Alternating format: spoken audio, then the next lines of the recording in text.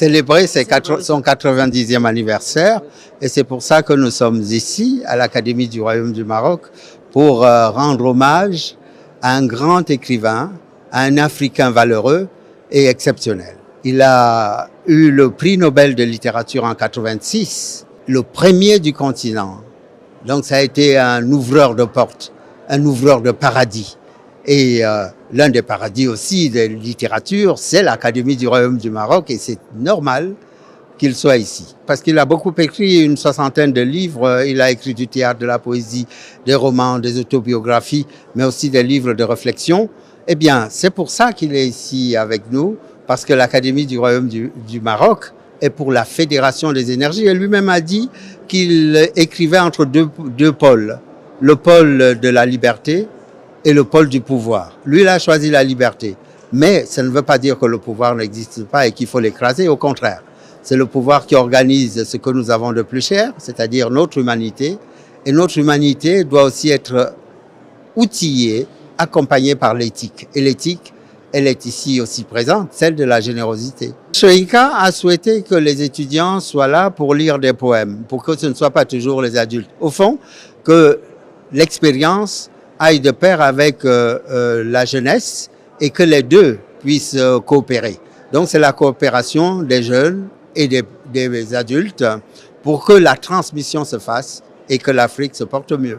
Moi, je voudrais que l'on sache que ce monsieur, Wole Soyinka, c'est un géant de la littérature, quelqu'un qui inspire, qui a inspiré et qui inspireront toujours, et que son exemple est un exemple qu'on doit imiter, qu'on doit suivre et qu'on doit pouvoir se battre comme il a toujours fait pour la dignité humaine.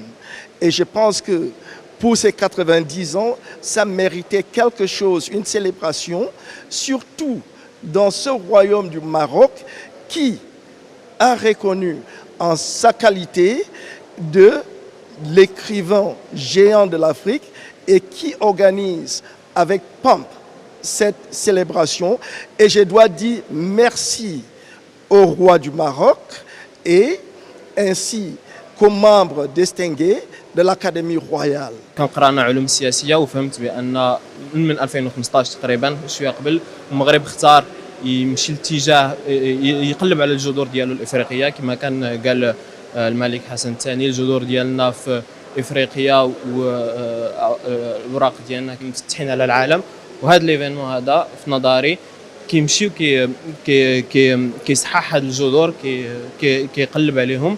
ومهم حيت المغرب خاصو يكون هو في الراس ديال هاد الديناميك الافريقيه، وهذا هو المهم، وهذا هو علاش كنقلبوا.